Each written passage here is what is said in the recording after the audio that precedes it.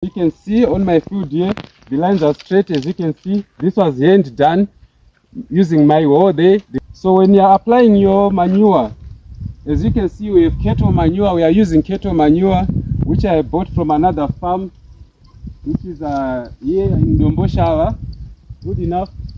They are a little bit expensive, but you know, people looking for money. But this, some areas you get them for free. But it's only that I didn't have any friend who had manure available as of now. So this is cow manure. So when you're applying your cow manure now, you just come to your furrows, just put it generously so that when you're planting your garlic, it won't starve. Because since you are doing organic garlic, we don't need to put any fertilizer or any chemicals or herbicides that will affect your customers and even yourself when you are consuming them. So this is how you apply your compost. It's a good thing this type of compost is loose enough and it doesn't have those big molds that can disturb you. So as you are doing this,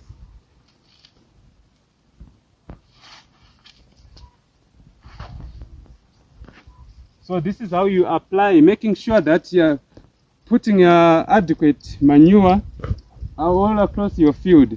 So when you're done with your compost, I encourage you to water it first before you start planting your clover garlics, so that the heat, maybe there's a bit of heat within the manure, it doesn't get to be burnt with the heat.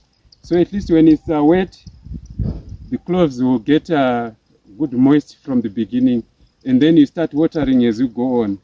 So for now, we have prepared our land, but these lines now, if you are doing 1 kg, I mean 10 kgs of garlic, that means you need 1 meter width and then 50 meter, or if your land is big enough, you can do 100 meters.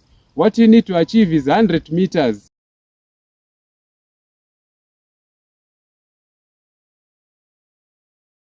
Compost